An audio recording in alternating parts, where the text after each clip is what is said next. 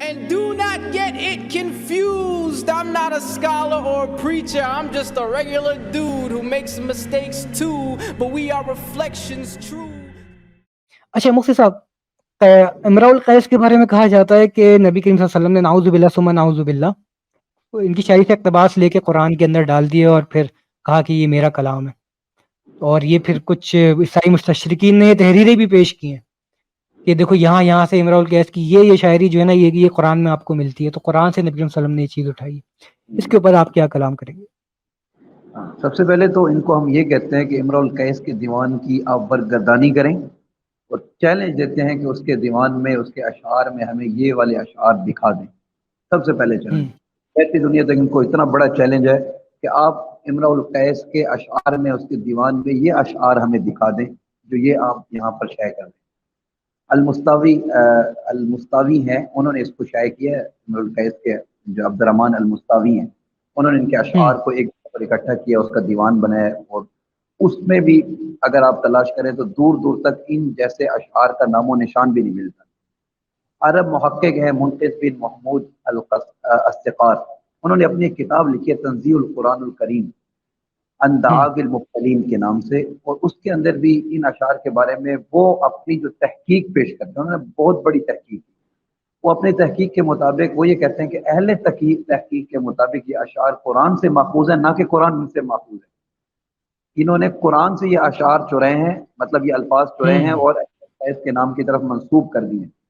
قرآن ان کی طرف منسوب نہیں ہے. اچھا، سب سے بڑی بات، امراء القیس کے اگر اشعار کے الفاظ یہ ان کے بقول کے آپ صلی اللہ علیہ وسلم نے چرائے اور یہاں پر داخل کر دیے ہیں، تو اشعار اور شاعری سے واقف تھے. بڑے بڑے شعراء عرب کے اندر موجود تھے اور امراء القیس سے تو واقف تھے.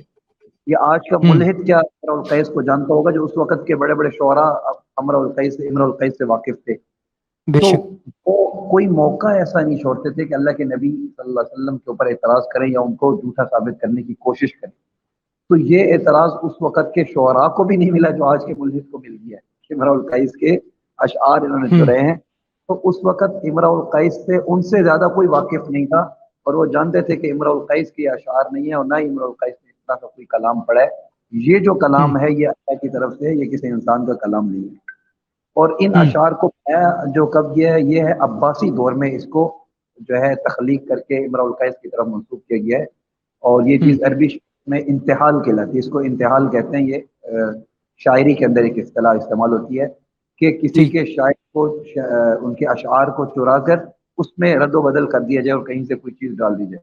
اور یہ کچھ لوگ ہوتے ہیں بڑے ماہر ہوتے ہیں، جیسے کہ عربی شعر کے بعض راویوں میں جیسے حماد بن ہرمز الراویہ ہے، وہ جہاں بھی کا ذکر آتا ہے تو لوگ اس کے بارے میں فوراً یہ کہتے ہیں، عربی ناقدین کا اتفاق اس کے اوپر یہی ہے کہ وہ شعر تراشنے اور دوسروں کی طرف منسوب کرنے میں بڑا ماہر تھا. تو اس طرح کے ماہر مل جاتے ہیں جو امراء القیس کی طرف انہوں نے قرآن کی آیتیں نکالی اور کوئی اشعار ڈھونڈے، ان میں سے گھسیڑ کے کہا دیکھو امراء القیس نے کہا تھا اور قرآن نے اس کو نقل کر دی.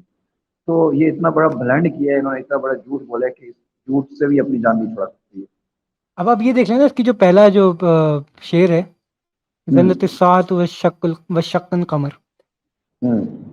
ہاں تو آپ اسی پہ غور کر لیں کہ قیامت قریب آ گئی اور جو چاند ہے وہ دو ٹکڑے ہو گیا. یہ سورہ قمر، مطلب یہ بتایا گیا کہ سورہ قمر کی جو پہلی آیت ہے یہ امراء القیس سے لی گئی ہے. اس کو میں نے بالکل شروع میں ڈسکس کیا تھا کہ یہ دیکھیے گا، آپ میں سلائیڈ آپ کو دکھاتا ہوں. انیس سروش کے بارے میں نے ڈسکس کیا تھا، اللہ آپ کا بھلا کرے، اس نے بھی یہی کام کیا تھا. یہ لیجیے، اس نے قرآن کے بھزن پہ ایک آیت پیش کی تھی. مفتی صاحب صاحب ہیں ہمارے درمیان؟ ٹھیک ہے.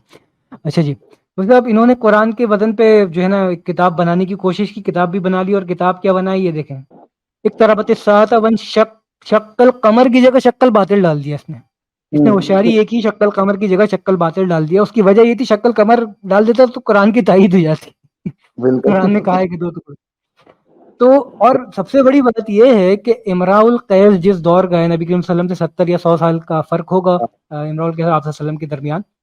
تو اس میں جو لفظ سا آ رہا ہے، جو سب سے اوپر آ رہا ہے سا کا لفظ تو عربی زبان میں وقت کے لیے استعمال ہوتا ہے، جبکہ قیامت قرآن میں جو ہے وہ قیامت کے لیے استعمال ہوا ہے.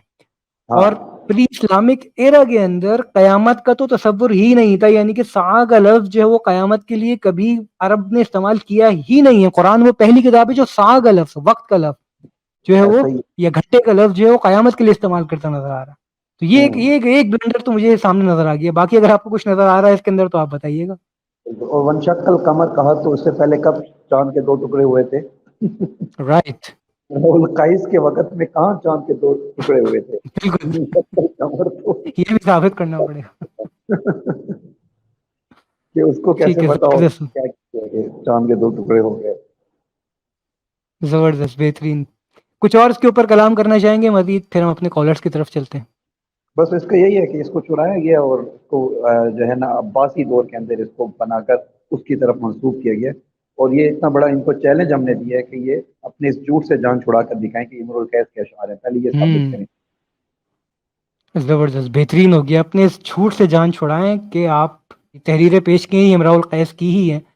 اور یہ بات تو ثابت ہے کہ یہ تحریریں جو ہے وہ، جس طرح مفتی صاحب نے کہا کہ یہ عباسی دور میں لکھی گئی ہیں اور یہ قرآن کے ہی حصے چرا کر جو ہے وہ یہاں پہ فٹ کیے گئے ہیں اور پھر اس کو امراء القیس کی شاعری کا نام دے دیا گیا. جزاک اللہ مفتی صاحب، بہت شکریہ. اچھا، محمد صدیقی صاحب ہمارے درمیان موجود ہیں. السلام علیکم ورحمۃ اللہ. آيات الله حمتني غمرتني بالبركات تحفظني من همزات الشيطان ومن زلات. آيات الله حمتني غمرتني بالبركات تحفظني من همزات الشيطان ومن زلات.